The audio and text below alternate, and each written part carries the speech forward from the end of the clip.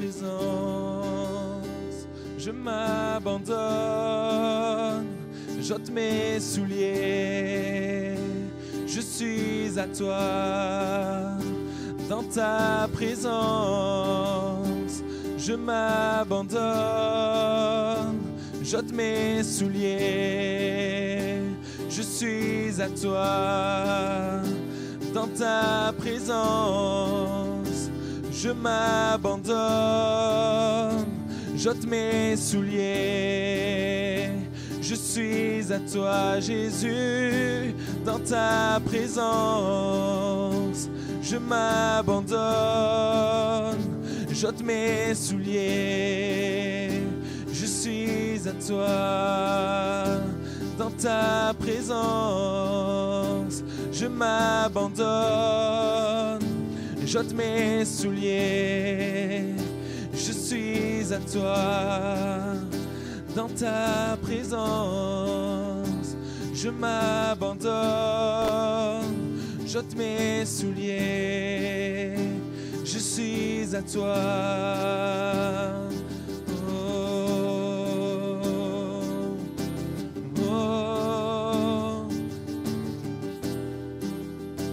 Je suis à toi, dans ta présence, je m'abandonne, j'ôte mes souliers, je suis à toi.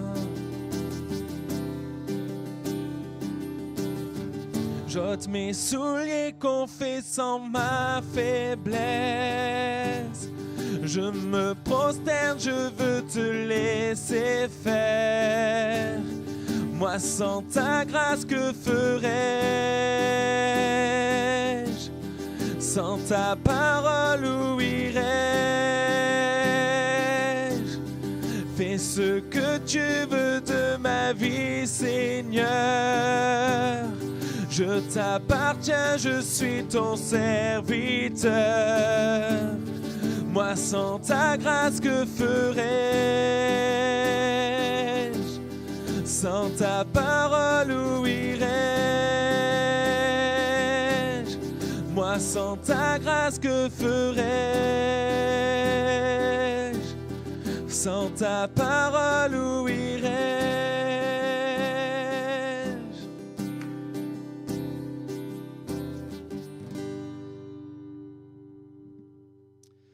Amen, merci Thomas.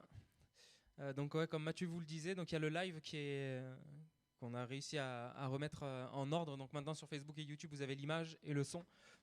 Sûrement un son de meilleure qualité que sur Zoom.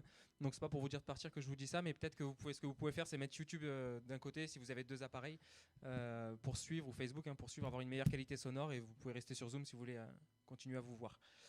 En tout cas, pour ceux qui sont sur YouTube et Facebook, merci d'être là. Il n'y en a pas énormément, mais c'est bien que vous soyez là aussi. On l'a mis, il y avait certains qui posaient la question pourquoi on a mis sur YouTube et Facebook. Il y en a qui sont peut-être pas à l'aise avec Zoom ou qui n'aiment pas trop ce concept-là. Et je crois que c'est important que ce soir, personne entre guillemets ne passe à côté de ce que Dieu veut faire, ce que Dieu veut dire. Donc c'est pour ça qu'on a mis les deux aussi en même temps. C'est pour que personne entre guillemets passe à côté, mais que même celui qui n'est pas à l'aise avec Zoom puisse vraiment saisir ce que Dieu veut dire ce soir. Donc voilà pourquoi on a fait ça. On va lire un verset dans Matthieu 6, verset 21, un verset que pour la plupart je suis sûr que vous connaissez. Matthieu 6, verset 21. Car là où est ton trésor, là aussi sera ton cœur. Je vais le relire parce qu'il n'est pas long. Car là où est ton trésor, là aussi sera ton cœur. C'est un verset très très connu. Mais parfois on connaît tellement un verset qu'on en oublie le sens et la profondeur qu'il y a dans ce verset-là et l'impact que ce verset peut avoir dans notre vie. C'est pour ça que j'aimerais qu'on puisse lire ensemble un autre passage aussi connu que je pense que tu connais, mais qui va nous aider à comprendre la profondeur du premier verset qu'on vient de lire. Donc on va lire un autre texte dans Marc 10, versets 17 à 31, un peu plus long. Marc 10, versets 17 à 31. Donc juste après le livre de Matthieu, Matthieu, Marc, Luc, Jean. Marc 10, versets 17 à 31. Est-ce que vous entendez bien sur Zoom? Pour ceux qui sont restés sur Zoom? Bon, je vois pas de réponse, mais je vais continuer. Passez sur YouTube ou Facebook si vous entendez mal. Marc 10, versets 17 à 31. Comme il partait, donc Jésus, comme il partait, un homme accourut, se jeta à genoux devant lui et lui demanda, « Bon maître, que dois-je faire pour obtenir la vie éternelle ? » « Pourquoi m'appelles-tu bon ?» lui répondit Jésus. « Personne n'est bon sinon Dieu seul. Tu connais les commandements, ne commets pas de meurtre, ne commets pas d'adultère, ne commets pas de vol, ne porte pas de faux témoignages, ne fais de tort à personne, honore ton père et ta mère. » « Maître, répondit l'homme, tout cela je l'ai appliqué depuis ma jeunesse. » Jésus posa sur cet homme un regard plein d'amour et lui dit, « Il ne te manque qu'une chose. Va, vends tout ce que tu possèdes, donne le produit de la vente aux pauvres et tu auras un trésor dans le ciel. » Un trésor dans le ciel, on retrouve le mot trésor qu'on a lu tout à l'heure. « Puis viens et suis-moi. » Verset 22, en entendant ces paroles, l'homme s'assombrit et s'en alla tout triste car il était très riche. Je lis dans la version Sommer. L'homme s'assombrit et s'en alla tout triste car il était très riche. Verset 23, Jésus parcourut du regard le cercle de ses disciples, puis il leur dit qu'il est difficile à ceux qui ont des richesses d'entrer dans le royaume de Dieu. Cette parole les surprit, mais Jésus insista. Oui, mes enfants, qu'il est difficile d'entrer dans le royaume de Dieu. Il est plus facile à un chameau de passer par le trou d'une aiguille qu'à un riche d'entrer dans le royaume de Dieu. Les disciples furent encore plus étonnés, ils se demandèrent entre eux, mais alors qui peut être sauvé ? Jésus les regarda et leur dit, aux hommes c'est impossible, mais non à Dieu, car tout est possible à Dieu. Verset 28, alors Pierre lui dit, nous avons tout quitté pour te suivre.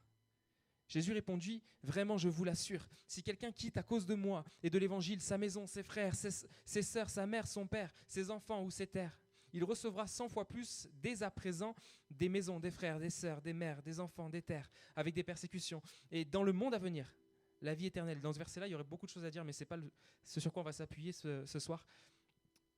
Et dans le monde à venir, la vie éternelle. Mais beaucoup de ceux qui sont maintenant les premiers seront parmi les derniers. Et beaucoup de ceux qui sont maintenant les derniers seront parmi les premiers. Amen. Nous voyons ici un jeune homme qui, pour sa vie spirituelle, désire aller plus loin. On voit que ce gars, il arrive, il se jette aux pieds de Jésus. Il ne vient pas juste comme ça lui poser une question, mais il vient se jeter aux pieds de Jésus. Ça nous parle quand même d'un vrai désir. Il vient comme supplier, se jeter aux pieds du Maître. Et il a ce désir d'aller plus loin. On voit que ce gars, il a soif de quelque chose de plus. Et il vient se jeter aux pieds de Jésus et il va lui demander, son désir, on le voit, c'est d'avoir la vie éternelle. Spirituellement, dans sa vie, il veut qu'il se passe quelque chose. Mais malgré son vif désir, son ardent désir dans son cœur, on voit aussi qu'il va repartir assombri et triste. Et on peut se demander pourquoi ce jeune homme part assombri et triste. Et avant de répondre à cette question, je pense pouvoir dire que nous qui sommes chrétiens, de longue date ou pas, qu'importe, on a tous déjà un jour désiré plus dans notre vie avec Dieu. Moi, je sais que c'est le cas. En ce moment, ça l'est davantage. Mais je pense que nous avons tous fait le bilan un jour dans notre vie où on s'est dit « Je veux plus de toi, Seigneur ». Je sais qu'un des chants préférés d'Océane qui est connecté avec nous, c'est « Plus de toi, Jésus ». Et je pense que c'est le désir de beaucoup de personnes. « Seigneur, je veux plus de toi. Je veux plus prier. Je veux plus de ton esprit sur ma vie. Je veux voir plus de miracles. Je veux plus, Seigneur, je veux plus. » Et en soi, c'est un bon désir de désirer plus de Jésus. Et on voit que ce jeune homme, il a ce désir-là. « Seigneur, je veux plus de toi. Je veux plus de toi. » Un moment dans nos vies où nous sentons qu'il manque quelque chose. Que ta vie avec Dieu n'est pas complète, que tu n'es pas satisfait. Il y a plus à vivre. Mais malgré ce désir qu'il y a en toi, tu te rends compte que rien ne change. Il se passe des petits trucs parfois, mais dans profondeur, rien ne change. Et il y a une raison pour laquelle beaucoup de chrétiens, et je peux me mettre dans le lot ce soir, ne vivront jamais ou ne vivent pas plus avec Dieu.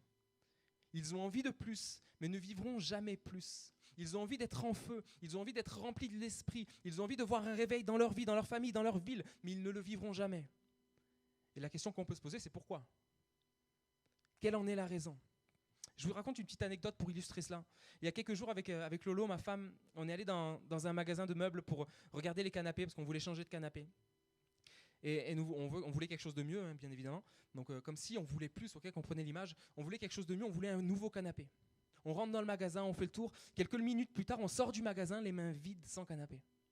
Pourquoi, selon vous ? Parce que c'était trop cher. Parce que c'était trop cher. Et le prix que nous aurions dû payer pour l'acquisition de ce canapé était trop élevé. Ou en tout cas, ce prix ne nous convenait pas. Ce n'est pas une question d'argent, parce qu'on a des petites économies, on ne roule pas sur l'or, mais on a des petites économies, on aurait pu se payer ce canapé, mais le prix qu'il fallait payer pour pouvoir acquérir ce canapé-là ne nous convenait pas, il était à nos yeux trop élevé. Il était trop élevé pour nous. Et nous avons préféré nous passer de ce canapé. Et qu'est-ce que ça veut dire pour nous ? Vous comprenez bien qu'on ne parle pas d'ameublement, de canapé ce soir, mais il y a un arrière-plan, il y a quelque chose de spirituel dans cela. Qu'est-ce que ça veut dire pour nous ? La raison pour laquelle beaucoup de chrétiens ne vivront jamais plus avec Dieu, c'est que le prix à payer pour cela ne leur convient pas. Et je me mets dedans le premier.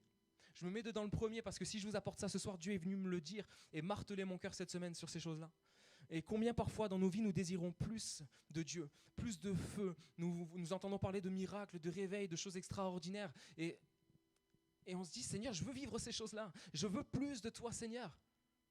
Mais quand on réalise le prix qu'il faut payer pour acquérir ce nouveau canapé, pour acquérir ce plus dans notre vie, eh ben on ressort du magasin les mains vides. On ressort de ça sans rien de plus finalement. Parce que le prix ne nous convient pas. Et je sais que ce soir, je ne suis pas le seul concerné. Je sais que je ne suis pas le seul concerné. Et je veux juste vous dire ce que Dieu m'a dit. C'est qu'on ne pourra jamais vivre plus dans notre vie avec Dieu. Si vous n'êtes pas prêt, si je ne suis pas prêt à payer le prix qui correspond à ce plus dans ma vie spirituelle. Mais qu'est-ce que c'est que ce prix ? Parce que je vous parle d'un prix à payer. Qu'est-ce que c'est que ce prix à payer ? C'est le prix de mettre Dieu au centre de notre vie. Le prix de rechercher Dieu plus que je ne rechercherai à bâtir ma vie ici-bas. Mais on en parlera plus tout à l'heure du prix à payer. En attendant, j'ai une autre question à te poser. Une autre question à te poser, toi qui écoutes, toi qui regardes. Pourquoi dans nos vies, bien souvent, nous ne sommes pas prêts à payer le prix ? Parce que je pense que si tu es honnête avec toi-même et avec Dieu ce soir, tu peux reconnaître que oui, tu as fait des choix, tu as accepté de perdre certaines choses, mais pour vivre plus, parce que c'est de ça qu'on parle, hein, pour vivre plus, bien souvent nous ne sommes pas prêts à payer le prix. Bien souvent nous ne sommes pas prêts à faire ce qui est nécessaire pour aller plus loin, pour vivre plus. Pourquoi ce jeune homme de notre histoire n'était pas prêt à payer le prix ? Parce que Jésus vient le voir, on voit que c'est quelqu'un un gars qui a des bonnes valeurs, qui connaît les commandements de Dieu, il respecte depuis sa jeunesse, il nous dit, mais quand Jésus lui met un point, il pointe quelque chose, il lui dit, vends tout ce que tu possèdes et tu auras un grand trésor au ciel. Le titre de la pensée ce soir, c'est « Où est ton trésor ?» Où est ton trésor ? Et alors que Jésus lui dit ça, il part tout triste. Et on comprend que on ne sait pas la fin de l'histoire, ça s'arrête là. Hein. Mais on comprend qu'il s'assombrit, c'est fort quand même le mot, et qu'il part tout triste. On comprend que le prix à payer, je ne suis pas convaincu qu'il ait envie de le payer finalement. Et on relit dans Marc 10, versets 21 à 22, s'il vous plaît. Jésus posa sur cet homme un regard plein d'amour et lui dit « Il ne te manque qu'une chose. Va, vends tout ce que tu possèdes, donne le produit de la vente aux pauvres et tu auras un trésor dans le ciel. Puis viens et suis-moi. » En entendant ces paroles, l'homme s'assombrit et s'en alla tout triste car il était très riche. Je veux te dire à quelqu'un, ça me vient sur le moment, mais que en entendant ces paroles, payer le prix, etc., tu en as un petit peu marre d'entendre cela et tu t'assombris et tu deviens triste en ce moment. Dans ton cœur, là, il y a quelque chose, un poids qui se met et tu as envie peut-être je ne sais pas si tu es déjà parti, j'espère pas, mais peut-être que tu as envie de couper le live parce que tu en as marre d'entendre parler de payer le prix. J'ai déjà payé le prix, j'ai déjà fait suffisamment de sacrifices, mais reste connecté s'il te plaît, reste jusqu'au bout parce que Dieu va te parler, Dieu commence quelque chose, il va finir. Dans ce texte-là, qu'est-ce que Jésus est en train de dire ? Vends tout ce que tu possèdes et tu auras un trésor au ciel. C'est comme si Jésus était en train de dire en français très courant, tu dois faire un virement bancaire. Tu dois transférer ton trésor d'ici bas vers là-haut. Tu dois transférer ce qui pour toi est un trésor dans ton cœur. Tu dois faire un transfert maintenant. Tu dois le transférer d'ici bas vers le royaume de Dieu. Ce qui est pour toi un trésor dans ta vie doit changer de place. Où est ton trésor ? Qu'est-ce qui est pour toi ton trésor dans cette vie ? Et on voit que quand Jésus dit ça à cet homme, ça ne passe pas. Ça passe pas, il s'assombrit. Je n'ai pas regardé c'était quoi le mot grec de s'assombrir, mais voilà, il s'assombrit, ça peut nous parler de ténèbres, quelque chose qui vient sur lui, qui l'enveloppe, et il y a de la tristesse sur cet homme-là. Et la raison pour laquelle nous ne vivons pas plus avec Dieu, la raison pour laquelle je ne vis pas plus en ce moment avec Dieu, c'est que mon trésor n'est pas au bon endroit. C'est que mon trésor n'est pas au bon endroit. Là où est ton trésor, là aussi sera ton cœur. C'est le verset du début qu'on a lu. Là où est ton trésor, là aussi sera ton cœur. Ça veut dire quoi sera ton cœur ? Ça veut dire que tu vas vivre pour ces choses-là. Ça veut dire que tu vas être motivé par ces choses-là. Ça veut dire que ce qui va booster tes motivations, tes décisions, ta vie de tous les jours, ça va être ton trésor auquel tu vas attacher ton cœur. Si mon trésor est dans les choses de ce monde, alors il sera facile pour moi de déplacer des montagnes pour acquérir les choses de ce monde. Mais par contre, il sera difficile, voire impossible pour moi de rechercher et d'obtenir les choses d'en haut. Parce que mon cœur n'y est pas attaché, parce que mon trésor n'y est pas attaché. Certains vont être capables de jeûner une semaine pour trouver l'homme ou la femme de sa vie. Et attention, il faut prier pour ces choses-là, il faut chercher la volonté de Dieu, c'est indispensable. Mais combien il sera plus difficile pour ces personnes-là de prier et jeûner pour les habitants de Saint-Maximin qui marchent tout droit vers les flammes de l'enfer. Certains vont être capables de jeûner et prier pour trouver un emploi stable. Et attention, il faut prier pour ces choses-là et s'attendre à la fidélité de Dieu. Mais combien il sera plus difficile de prier et de jeûner pour ces personnes, pour le péché dans notre vie, pour qu'il recule, pour que l'Esprit de Dieu nous remplisse jusqu'à en déborder. Pourquoi ? Parce que parfois notre cœur, notre trésor est plus dans les choses de cette terre que dans les choses d'en haut. Certains vont être capables de jeûner et prier pour tant et tant de choses appartenant aux choses de ce monde, et incapables d'accorder 1 heure par jour à entretenir le trésor que nous devrions avoir là-haut. Certains ne seront même pas capables de jeûner, et je me mets dans le cas, je ne vous mets pas d'accusation sur vous, parce que pour moi, combien c'est difficile de jeûner. Combien c'est compliqué de dire, je me prive de ce qui est bon, de ce qui est naturel, de ce que mon corps a besoin, pour rechercher quelque chose d'invisible que je ne vois pas, la présence de Dieu, pour rechercher ce qui plaît à Dieu, pour rechercher la pensée de Dieu, pour m'attacher au trésor qui est d'en haut, qui vient du ciel. Ce trésor que, on va le lire tout à l'heure, le texte, là où est ton trésor, là aussi sera ton cœur, parce que la partie d'avant est très intéressante. Mais finalement, on a le choix entre un trésor qui ne se périra jamais et des trésors futiles ici-bas. Et combien ça peut être difficile pour certains de juste jeûner, juste prier 10 minutes. Pourquoi ? Parce que ça coûte. Parce que ça demande de payer un certain prix. Ça demande de payer un certain prix. Mais si vous voulez ressortir avec un nouveau canapé, il faut payer le prix. Si vous voulez ressortir avec quelque chose de plus dans votre vie, il faut payer le prix. C'est nécessaire et indispensable. Et vous savez, moi, j'ai envie de voir un réveil dans la jeunesse de Saint-Max. J'ai envie de voir un réveil dans la ville de Saint-Maximin. J'ai envie de voir des choses extraordinaires. Mais vous savez quoi ? Je ne verrai jamais ces choses-là si, premièrement, moi, Jonathan, je ne paye pas le prix dans ma vie personnelle. Si moi, à la maison, je ne fléchis pas le genou, si moi, à la maison, je ne transfère pas mes trésors terrestres pour des trésors dans les cieux, je ne verrai jamais de réveil. Parce qu'un réveil, vous savez, des fois, on a une mauvaise image de ce que c'est un réveil. Un réveil, ce n'est pas un miracle. Un réveil, ce n'est pas quelque chose où Dieu, d'un coup, paf, il envoie le réveil. Un réveil, il se passe dans un endroit où l'Église se repent, où des chrétiens vont fléchir les genoux et reconnaître leur pauvreté spirituelle. Heureux les pauvres en esprit, car le royaume de Dieu est pour eux, Jésus dira. Mais ça ne veut pas dire les pauvres en esprit, les bébêtes. Ça veut dire ceux qui se reconnaissent pauvres en esprit, ceux qui reconnaissent qu'ils ont besoin de plus, ceux qui reconnaissent qu'ils sont bien loin du compte. Et les jeunes, si nous voulons vivre un réveil dans la ville de Saint-Maximin, il faut que dans notre jeunesse, dans notre cœur, chacun pour notre part, il se passe quelque chose. Mais moi, ce que Dieu me disait cette semaine, c'est que ça doit commencer par moi. Ça doit commencer par moi et j'ai envie de rentrer là-dedans. Parce que j'ai envie de sortir avec ce nouveau canapé. J'ai envie de sortir avec ce plus dans ma vie. Mais je dois payer le prix. Je dois payer le prix. On relit, s'il vous plaît, on relit le même texte, excusez-moi, mais c'est important de bien être plongé dans le texte. Marc 10, versets 22 à 31. En entendant ces paroles, l'homme s'assombrit et s'en alla tout triste, car il était très riche. Jésus parcourut du regard le cercle de ses disciples, puis il leur dit qu'il est difficile à ceux qui ont des richesses d'entrer dans le royaume de Dieu. Cette parole les surprit, mais Jésus insista, oui, mes enfants, qu'il est difficile d'entrer dans le royaume de Dieu. Il est plus facile à un chameau de passer par le trou d'une aiguille qu'à un riche d'entrer dans le royaume de Dieu. Les disciples furent encore plus étonnés. Ils se demandaient entre eux, mais alors qui peut être sauvé ? Jésus les regarda et leur dit, aux hommes, c'est impossible. Mais non à Dieu, car tout est possible à Dieu. Pierre lui dit, nous avons tout quitté pour te suivre. Jésus répondit, vraiment, je vous l'assure, si quelqu'un quitte à cause de moi et de l'évangile sa maison, ses frères, ses sœurs, sa mère, son père, ses enfants ou ses terres, il recevra 100 fois plus dès à présent des maisons, des frères, des sœurs, des mères, des enfants, des terres, avec des persécutions, et dans le monde à venir, la vie éternelle. Mais beaucoup de ceux qui sont maintenant les premiers seront parmi les derniers, et beaucoup qui sont maintenant les derniers seront parmi les premiers. Car il était très riche. Il nous a dit, ce jeune homme, il était très riche. Et je veux te dire que nous avons tous des richesses ici-bas, tous, chacun de nous. Nous avons tous des richesses. Et ce soir, nous avons la responsabilité et la possibilité de nous dépouiller de ces richesses que nous avons dans les choses de ce monde. Nous sommes riches des choses d'ici-bas quand nous accordons plus de valeur aux choses de cette vie terrestre plutôt qu'aux choses du royaume de Dieu. Et combien je sais que dans ma vie, il y a des richesses que j'ai par-ci, par-là, des choses auxquelles je peux attacher mon cœur, plus qu'aux choses d'en haut. Et à partir du moment, écoute bien, à partir du moment où je décide d'attacher mon cœur davantage aux choses de cette terre, je me fais riche et il devient difficile pour moi d'entrer dans le royaume de Dieu. Et c'est très important ça. C'est très grave et très important. Ce que Dieu recherche, ce que Jésus recherche, ce n'est pas des jeunes qui viennent à l'église tous les dimanches. En ce moment, il n'y a plus d'église. En tout cas, plus de bâtiment, l'église est là.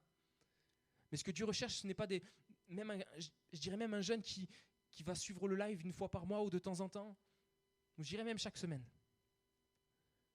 Tu vas suivre le live parce que tu as soif des choses d'en haut, en fait. Mais ce n'est pas parce que tu suis le live que ton cœur est attaché aux choses d'en haut, comprends bien. Ce que Dieu recherche, c'est que dans ta vie de tous les jours, tu prouves non à moi, mais à Dieu, que ton trésor, il est là-haut. Et c'est très important ce que Jésus dit ici. Parce que si dans ta vie, tu vas démontrer que ton trésor, c'est plus les choses d'en bas, ta carrière, réussir dans ta vie professionnelle, réussir dans ta vie sentimentale, toutes sortes de choses, le financier, les amis, les sorties, ou même, je dirais même, peut-être je vais choquer certains, mais ton service, je ne sais pas, peut-être que ton service à la louange, pour toi, c'est ton trésor, plus que le royaume de Dieu. Mais si Dieu te retire tout cela, si Jésus vient ce soir, et c'est ce qu'il fait, et il te dit, vends tout ce que tu possèdes, vends tout ce qui pour toi est richesse, vends tout ce à quoi tu es attaché, et vends-le aux pauvres, et tu auras un trésor dans le ciel. Quelle sera ta réaction ? Et c'est ce que Jésus te dit ce soir, c'est ce que Jésus me dit, c'est ce que Jésus nous dit. Si nous voulons voir plus, nous devons réfléchir à cette question, où est le trésor de mon cœur ? Où est mon trésor ? À quoi je suis réellement attaché ? Et qu'est-ce qui va répondre à cette question ? C'est ta vie de tous les jours. C'est ton quotidien. C'est le matin, ce que tu fais quand tu te lèves. C'est le temps que tu passes avec Dieu. C'est le temps que tu passes à essayer de comprendre les Écritures, parce qu'on ne comprend pas tout toujours. Hein. Mais alors que tu montres un cœur qui désire comprendre, ça montre que tu es attaché aux choses d'en haut. Ce jeune homme va s'en aller rempli de tristesse. Et c'est pour ça que beaucoup de jeunes, et je parle de la jeunesse de Saint-Max, hein, mais il y en a sûrement ailleurs aussi, vous subissez votre vie avec Dieu. Vous subissez, c'est peut-être dur comme mot, mais vous subissez votre vie avec Dieu. Vous en avez peut-être un petit peu marre, vous êtes fatigué, vous avez envie d'abandonner pour certains. Vous subissez votre vie avec Dieu, vous n'êtes plus rempli de feu et de joie comme vous avez pu l'être au départ. Jésus dira, et on l'a lu, hein, ceux qui sont maintenant les premiers seront à la fin les derniers. Et certains d'entre vous, vous subissez. Et je sais que pour certains, ce confinement a permis de mettre en lumière que votre trésor n'est pas en fait en haut. Pourquoi ? Parce qu'on voit dans l'église, dans la jeunesse, certains qui sont complètement maintenant déconnectés des choses d'en haut. Et ce n'est pas un reproche, je ne jette pas de pierre, d'accord, mais quand même Dieu met en lumière ce soir. Ce confinement a pour certains été une source de relèvement, de boost, d'encouragement, où avec Dieu ils sont allés plus loin. Mais pour certains, et je sais que parmi ceux qui écoutent ou qui écouteront, c'est votre cas, pour certains ce confinement a été plus catastrophique et vous a éloigné des choses d'en haut et finalement a mis en lumière que votre cœur finalement il était plus attaché aux choses d'en bas qu'aux choses d'en haut. Plus attaché aux choses d'en bas qu'aux choses d'en haut. Et aujourd'hui, certains vivent leur vie avec Dieu en étant frustrés, en n'étant pas comblés, en se disant qu'il y a peut-être mieux ailleurs. Certains ont peut-être même la pensée de lâcher Dieu, lâcher l'Église, tout lâcher, car ça ne vous apporte que de la souffrance. Mais je voudrais vous t'expliquer pourquoi tu ressens cela. Pourquoi tu es frustré. Pour la simple et bonne raison que nous n'avons pas été créés pour que notre trésor soit les choses de cette terre. Nous n'avons pas, et tu n'as pas été créé pour que ton trésor dans ta vie, ce soit les choses de cette terre. Alors, tout le temps que tu vas passer à rechercher les choses de cette terre et marcher d'un pas avec Dieu, d'un pas avec ce monde, tu seras frustré, tu seras un chrétien triste, assombri et triste. Et tu ne pourras jamais vivre plus. Tu ne pourras jamais porter plus. Parce que tu n'as pas été conçu, Dieu ne t'a pas créé pour que ton cœur et ton trésor, ce soient les choses de ce monde-là. Et alors que je parle des choses de ce monde-là, je pense que l'Esprit de Dieu pointe dans ton cœur des choses. Tu connais ta vie. Je ne sais pas si c'est un péché, si c'est le désir de te marier qui prend le dessus sur le trésor qui devrait être attaché aux choses d'en haut. Mais pour la plupart, pour certains, et moi je sais que c'est le cas, pour ma vie c'est le cas, il y a des choses qui doivent être mises à leur place. Et le royaume de Dieu doit être remis à sa place dans mon cœur. Nous avons été créés pour que notre trésor ce soit Dieu. Nous avons été créés pour que notre trésor ce soit les choses du royaume de Dieu. Seulement pour ça. Et à partir du moment où tu essaieras de remplir ton cœur d'autre chose, tu seras un jeune chrétien frustré, un jeune chrétien triste. Et tu seras un jeune chrétien qui ne sera pas rempli de feu. Tu seras un jeune chrétien qui va aller en reculant. Ce qu'on appelle un rétrograde. Tu vas être un jeune chrétien qui va tomber dans des choses graves. Parce que ton cœur n'est plus attaché aux choses d'en haut, parce que ton trésor n'est plus dans le royaume de Dieu, mais ton trésor est ici-bas. Et tant que tu vivras comme ça, tu seras un jeune triste et frustré. Et tu diras, je veux plus, mais j'arrive pas. C'est normal. Parce que quand on n'est pas attaché aux choses d'en haut, on n'arrive pas à payer le prix. On n'arrive pas à passer du temps dans la prière. On n'arrive pas à jeûner. On n'arrive pas à servir Dieu de façon intègre, de façon assidue. Et vous savez, je vais nommer personne, mais si vous saviez comme c'est difficile pour nous, les responsables de l'Église, de trouver des serviteurs depuis le déconfinement, il y a comme un relâchement général. C'est difficile de trouver des personnes qui vont se rendre disponibles pour servir Dieu dans l'Église.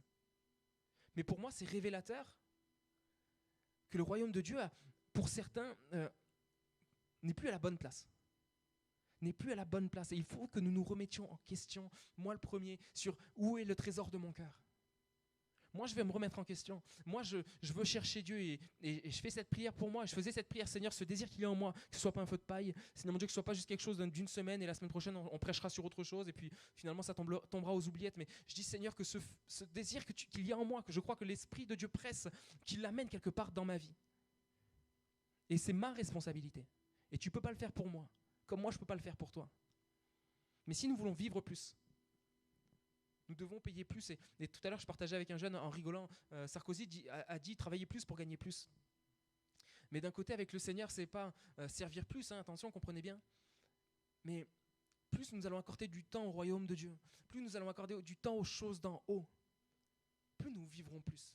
Plus l'Esprit de Dieu va grandir et déverser son feu en nous. Et nous serons des jeunes bouillants, remplis de vie. Et on pourra porter notre nom de la jeunesse un max de vie. Une jeunesse en feu qui se répand dans les villes de Saint-Maximin, qui prie pour les malades et qui voit des guérisons. Je suis convaincu qu'on peut vivre ces choses-là. Mais il faut que dans notre cœur, personnellement, il se passe quelque chose. Sinon, on va sortir, il ne va rien se passer. Moi, dans ma vie, il faut que les choses reviennent à leur place. Il faut que mes trésors d'ici-bas, je m'en débarrasse. Et que je m'attache aux choses d'en haut. J'ai bientôt terminé. Le but du message ce soir, ce n'est pas de vous anéantir, comprenez bien. Mais Dieu veut nous réveiller, Dieu veut nous alerter, Dieu veut nous avertir. Marc 10, 31, Marc 10, 31, excusez-moi. Mais beaucoup de ceux qui sont maintenant les premiers seront parmi les derniers. Et beaucoup de ceux qui sont maintenant les derniers sont parmi les premiers. Ce verset, il est plein d'avertissements et plein de grâce en même temps. Plein d'avertissements parce que ce que Jésus est en train de dire, c'est que c'est pas parce que tu as bien commencé que tu vas bien finir. Je le paraphrase. Hein. C'est pas parce qu'on a bien commencé avec Dieu qu'on va bien finir. C'est pas parce qu'on s'est fait baptiser que waouh, c'est bon. Mais nous devons maintenir notre première place. Hein, Paul dira, et Mathieu nous partageait ce texte il n'y a pas longtemps, qu'un athlète qui court, il court pour gagner le but. Il court les yeux fixés sur le Seigneur, voilà. Et on court pour gagner le but, pour tâcher de remporter la couronne. Et là, il nous est dit que certains qui sont maintenant les premiers seront les derniers. Et je prie que ce ne soit pas mon cas, je prie que ce ne soit pas notre cas. Mais ce verset est aussi plein de grâce, parce qu'il dit que ceux qui sont maintenant les derniers peuvent devenir les premiers. Ça veut dire que toi, ce soir, si tu prends la décision, amen, de placer ton trésor dans les choses d'en haut, tu peux gagner la première place. Et ça, c'est bon. Et ça doit nous encourager. Ça doit nous encourager dans le sens que dans notre cœur, il y a un combat entre la chair et l'Esprit de Dieu. La chair qui nous dit, mais c'est trop dur de payer le prix, et l'Esprit de Dieu qui nous dit, c'est possible. Et ce soir, Dieu veut te dire, c'est possible de vivre plus. C'est possible d'aller plus loin. Mais ça dépend de toi. Une chose est sûre, c'est que nous ne devons pas reculer. Nous ne devons pas retourner en arrière dans notre marche avec Dieu. Mais nous devons nous réveiller, nous devons nous repentir et revenir à une vie motivée par le royaume de Dieu. Alors oui, en ce moment, il n'y a plus l'église. Oui, ça va peut-être revenir dans quelques semaines, quelques mois. En ce moment, il n'y a plus l'église à proprement parler comme on en a l'habitude. Mais ce n'est pas pour autant que tu peux vivre une vie motivée par le royaume de Dieu. Ce n'est pas parce que tu ne fais pas chanter le dimanche ou que tu n'es pas à la sono ou que tu n'es pas dans ton service habituel que tu ne peux pas vivre pour le royaume de Dieu. C'est déjà dans ton intimité, dans ta recherche de Dieu, que tu vas montrer à Dieu que ton cœur est attaché aux choses d'en haut, que ton trésor il est dans les choses d'en haut. Et en fait, avant de nous le montrer à nous, c'est à Dieu qu'il faut que tu le montres. Pour que le jour où l'église va revenir, tu vas vouloir servir, pas pour servir, mais parce que tu es passionné des choses d'en haut. Parce que tu es passionné des choses d'en haut.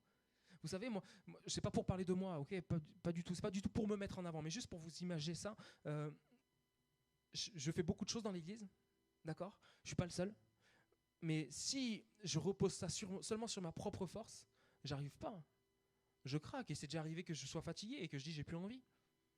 Mais quand je fixe mes yeux sur le Seigneur et que je me rappelle pourquoi je fais les choses et que je regarde au royaume de Dieu, ça renouvelle mes forces pendant la marche. Et nous devons rester en marche, en train d'avancer, continuer d'avancer.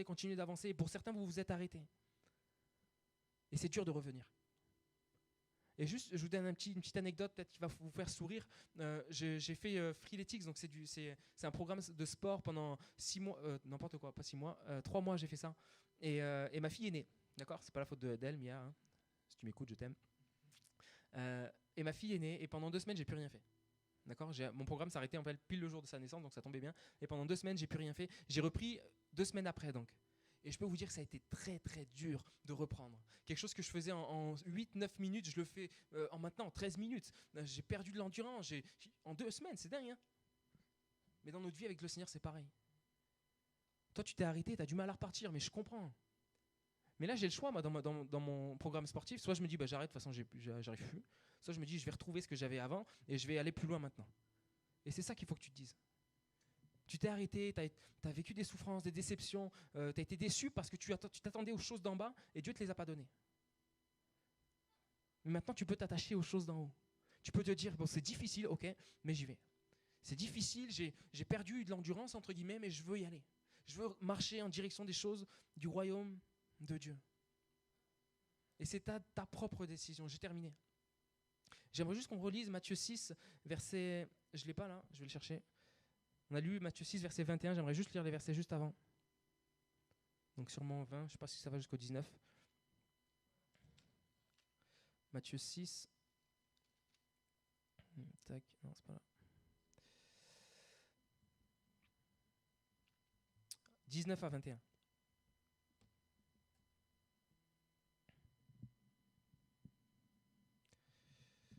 Ne vous amassez pas des richesses sur la terre où elles sont à la merci de la rouille, des mythes qui rongent et des cambrioleurs qui percent les murs pour voler. Amassez-vous plutôt des trésors dans le ciel, où il n'y a ni rouille, ni mythes qui rongent, ni cambrioleurs qui percent les murs pour le voler. Car là où est ton trésor, là sera aussi ton cœur. C'est simple, les jeunes, ce que Dieu nous dit, et j'espère avoir été clair. De toute façon, ça a été enregistré sur Facebook, sur YouTube, vous pouvez réécouter. Si vous voulez que je vous envoie les notes, je vous envoie les notes. Mais au-delà de ça, il faut que je prie, et on priait pour ça tout à l'heure, tous les 4, mais que ce soir, ce ne soit pas juste un message de plus. Pour chaque message, il ne faut pas que ce soit juste un message de plus. Mais c'est fort sur mon cœur que ce soir, ça puisse être un tournant dans ta vie. Vous savez, ça fait peur. Moi, je vais être franc avec vous, je vais parler honnêtement, transparent. J'ai jeûné aujourd'hui.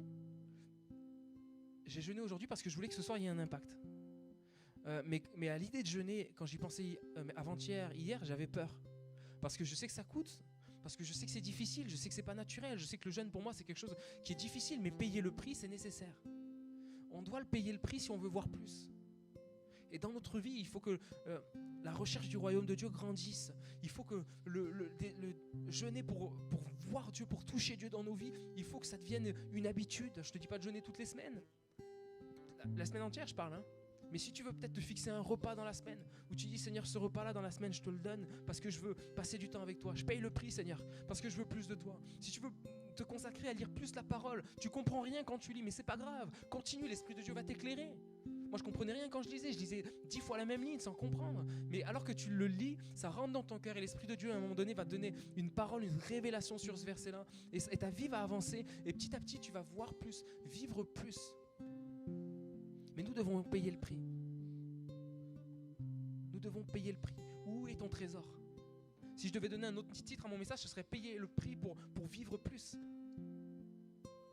Parce que des fois, on est blasé de notre vie. Excusez-moi, on est blasé de notre vie chrétienne. Mais d'un côté, c'est normal parce qu'on ne vit même pas 20% de ce que Dieu voudrait qu'on vive. On dit, Seigneur, c'est ça la vie chrétienne ? Et Jésus, en fait, s'il pouvait nous répondre audiblement, il dirait, non, c'est pas ça. C'est bien plus que ça, mais tu ne payes pas le prix pour le vivre. Et je le dis à moi, hein. Attention, je ne vous accuse pas, mais je le dis à moi. C'est ce que Dieu me disait. En ce moment, je lis le témoignage d'un homme qui me motive beaucoup. Et au travers de ça, Dieu, entre autres, m'a parlé. Quelqu'un qui vivait des choses extraordinaires dans les années 1800. Et je lisais ça, je me disais, punaise, Jésus, t'as pas changé. C'est-à-dire, t'as pas changé, le travail, il reste le même, les âmes, elles se perdent toujours autant. Et Seigneur, je veux vivre plus. Mais le Seigneur me disait, mais ok, mais il faut que tu payes plus. Il faut que tu payes plus, sinon tu seras un petit chrétien du dimanche qui sert Dieu dans l'église, c'est bien, c'est cool. Mais c'est pas ça que... Il y a des gens qui se perdent à Saint-Maximin. Dans nos familles, il y a des gens qui marchent vers l'enfer. Et nous, on se rassemble sur Zoom, ça suffit pas. Nous, on se rassemble à l'église, ça suffit pas. Il y a plus à faire. Il y a plus à vivre. Il faut que nous soyons remplis davantage de l'Esprit de Dieu. Il faut que nous soyons remplis d'un feu débordant, dévorant, qui brûle en nous, Christ en nous. Christ en nous, et pas seulement le dimanche, Christ en nous, mais tous les jours. Et je sais que pour certains, vous le faites. Certains, vous êtes vraiment des exemples pour nous. Certains, vous êtes vraiment encourageants parce que vous persévérez alors que c'est pas facile. Mais pour l'ensemble de la jeunesse, et ceux qui compteront peut-être sur les réseaux, que tu sois de Saint-Max ou pas, il y a plus pour toi à vivre. Et Dieu n'en a pas fini avec toi. Je vais prier, après je vais laisser la place à Thomas pour un dernier chant, ou à Mathieu, Cédric, enfin celui qui a quelque chose à apporter. Mais je vais prier pour toi, je vais prier pour nous, je vais prier pour la jeunesse. Parce qu'il y a plus, on peut vivre plus. Juste avant qu'il prie, je voulais partager quelque chose qui m'a sauté aux yeux au moment où je lisais le passage que John lisait. Et au moment où il a fait cette remarque-là en disant, mais si toi aussi, si tu en as marre d'entendre payer le prix. Parce que dans ton cœur, tu as l'impression de l'avoir fait. Dans ton cœur, tu as l'impression de l'avoir fait. Et sur ce passage-là, il y a quelque chose qui m'a sauté aux yeux quand John l'a lu. Jésus répondit, je vous le dis en vérité, il n'est personne qui, ayant quitté à cause de moi et à cause de la bonne nouvelle, sa maison ou ses frères ou ses sœurs, ou sa mère ou son père ou ses enfants ou ses terres, ne reçoivent au centuple présentement dans ce siècle-ci, des maisons, etc. Et dans ton cœur, tu t'es fait cette réflexion de dire, mais Seigneur, moi j'ai tout quitté pour toi. Seigneur, j'ai tout quitté pour toi, j'ai fait ces choses-là. Et malgré tout, je ne vis que des galères. Et il y a quelque chose qui m'a sauté aux yeux. Et j'aime la franchise de Dieu, j'aime la franchise de Jésus qui nous prévient de tout. Et John vient de faire le rapprochement, mais j'ai trouvé ça énorme et ça m'avait jamais sauté aux yeux comme ça. Et il dit, celui qui quitte ses parents, etc., ses frères, sœurs, ses enfants, ses terres, ne reçoivent au centuple présentement dans ce siècle-ci des maisons, des frères, des sœurs, des mères, des enfants et des terres. Et là tu te dis, mais Seigneur, j'ai rien reçu de tout ça. Avec des persécutions. De recevoir au centuple toutes ces choses-là avec des persécutions. Et bien souvent, on va focaliser notre regard sur les persécutions qu'on reçoit et on se dit, mais Seigneur, moi, j'ai fait tout ça et je reçois que des persécutions. Mais déjà, le Seigneur nous avertit de ces choses-là. Et il dit qu'on va en recevoir aussi. Et il ne faut pas que ces choses-là te découragent. Il ne faut pas que ces choses-là te disent, mais Seigneur, je fais le sacrifice et je suis découragé parce que je reçois finalement pas autant que ce que je donne. Je t'encourage à continuer à payer le prix pour rejoindre la pensée de John. Parce qu'on paye le prix dans un but. Et c'est beau parce que le Seigneur le dit, avec des persécutions. Et, dans le siècle à venir, la vie éternelle. Et c'est la chose à laquelle, comme il le disait John, et je ne vais pas faire une deuxième prêche parce que c'était assez complet et clair, je voulais juste apporter cette précision parce qu'elle m'a beaucoup marqué. On continue à payer le prix pour une raison principale, même si on ne reçoit pas au centuple ce qu'on a donné au Seigneur. Mais on se bat pour une chose, que dans le siècle à venir, on reçoive la vie éternelle et qu'on puisse recentrer nos yeux sur ça. Et que l'ennemi ne vienne pas dire, voilà, tu as fait des sacrifices et tu reçois que des persécutions, parce que ça fait partie du lot. Jésus a prévenu, ça fait partie du lot. Lorsqu'on donne tout pour lui, les persécutions sont là et c'est écrit noir sur blanc. Mais qu'on garde nos yeux fixés sur un seul but, que dans le siècle à venir, on ait la vie éternelle. Et c'est la seule chose qui doit motiver notre cœur. C'est la seule chose qui doit nous donner cette envie, comme le disait John, de jeûner, de prier, de rester accroché à Dieu, pour voir des âmes se tourner vers Dieu, etc. Mais pour nous surtout, de rester accrochés pour recevoir cette vie éternelle dans le siècle à venir. Et je laisse je redonne la place à John qui va prier pour vous et qu'on puisse, j'aime le dire, mais toujours faire cet auto-bilan sur nous-mêmes et serrer cette parole-là dans notre cœur. Merci Seigneur pour John, pour ce message qu'il a apporté. Et on le voit qu'il a apporté avec tout son cœur, parce que c'est quelque chose où le Seigneur est venu peser son cœur. Et c'est beau quand le Seigneur aussi nous reprend de cette manière-là. Mais combien on a besoin. Et Cédric le disait aussi avant, alors qu'on priait ensemble. Combien on a besoin de se voir tout petit, de ne pas croire qu'on est sûr de nous-mêmes, mais de se remettre constamment en question. Et de continuer à payer le prix, de continuer à s'abandonner entre les mains de Dieu. Et je prie vraiment, et on prie ensemble vraiment, que Dieu fasse de nous cette jeunesse pleine de vie et qu'on porte une bonne fois pour toutes ce beau nom d'un max de vie. Amen. Seigneur mon Dieu, viens sceller ces paroles dans nos cœurs. Seigneur, s'il te plaît. Jésus, que nous puissions nous positionner personnellement. Seigneur mon Dieu, dans ce que tu nous appelles à vivre. Seigneur mon Dieu, je te prie de venir fortifier celui qui a peur. Seigneur mon Dieu, de payer le prix encore là. Seigneur mon Dieu, viens le fortifier. Seigneur mon Dieu, tu dis que aux hommes c'est impossible, mais tout est possible à toi. Jésus, et je crois que par ton esprit, tu nous rends capables, Seigneur mon Dieu, de payer le prix. Je crois que le prix que tu nous demandes de payer, il est toujours accessible. Je crois que nous avons suffisamment toujours d'argent de côté pour payer ce que tu nous demandes de payer. Seigneur mon Dieu, il y a toujours ce qu'il faut pour payer le prix. Seigneur mon Dieu, ça coûte, c'est sûr. Ça appelle à perdre certaines choses, mais c'est nécessaire si nous voulons vivre plus, si nous voulons recevoir plus, si nous voulons ce renouveau dans l'Esprit de Dieu. Ça demande de payer le prix. Et je te prie que nous puissions être une jeunesse qui paye le prix, parce qu'il y a seulement une jeunesse qui paye le prix qui pourra impacter ce monde, qui pourra impacter cette ville, qui pourra impacter sa famille, qui pourra impacter cette génération. Et combien nous ne voulons pas juste être de passage comme ça dans ce monde-là, mais nous voulons impacter, c'est mon Dieu, la terre sur laquelle tu nous as positionnés, là où tu nous as placés, à Saint-Maximin. Seigneur mon Dieu, nous voulons impacter notre vie, nous voulons impacter notre famille. Jésus, viens, Seigneur mon Dieu, impacter nos vies. Seigneur mon Dieu, au travers de ta parole, ce soir, nous voulons nous abandonner, te donner nos cœurs, te donner nos vies. Seigneur mon Dieu, bénis ta jeunesse, s'il te plaît, Seigneur mon Dieu, que ce soit pas juste une impulsion éphémère, mais des vies transformées dans le nom de Jésus, je te le demande. S'il te plaît, fais-le, Seigneur. Oh Jésus, fais-le, Seigneur, s'il te plaît. Amen. Je veux juste te dire à certains, avant de laisser la parole à Thomas pour le chant, pour un chant, voilà, si tu as des combats, des sombres combats dans ta vie, viens nous voir, parle-nous-en. Il faut que tu dévoiles, il ne faut pas que tu laisses les ténèbres sur ta vie, parce que c'est des choses qui peuvent t'empêcher de voir plus, de vivre plus. Si tu restes lié à certaines choses, tu ne pourras pas vivre plus. Tu ne pourras pas vivre plus, tu ne pourras pas être rempli de l'esprit si dans ta vie il y a un partage, si dans ta vie tu partages ta vie avec Dieu et les ténèbres, si tu es dans un péché et alors que je dis ça, tu sais très bien de quoi je parle. Viens nous voir. Viens nous voir, parle-nous-en. Envoie-nous un message, tu dis il faut qu'on se voit, il faut que je vous parle de quelque chose, j'ai besoin d'être libéré, et crois que Jésus va te libérer, parce que alors que tu confesses, alors que tu mets à la lumière ton péché, Jésus te libère et tu vas pouvoir être vraiment libre et vivre ce que Dieu a prévu pour ta propre vie. J'insiste vraiment, viens nous voir, parle-nous-en. C'est pas pour ce que tu nous dis, on va pas le dire à tout le monde. Mais de la même façon que le lépreux devait aller voir le sacrificateur pour montrer sa lèpre, il faut que tu viennes voir les pasteurs que Dieu t'a donnés pour montrer ton état et que tu sois déclaré pur, libéré. Dieu veut te rendre libre, alors ne perds pas de temps, n'attends pas. Viens nous voir, parle-nous-en et que tu puisses vivre une vie attachée vraiment pour le royaume de Dieu. Amen. Je te donne mon cœur. Il ne m'appartient plus. Ce que j'ai de meilleur, tout est pour toi, Jésus. On reprend, je te donne mon cœur. Je te donne mon cœur. Il ne m'appartient plus.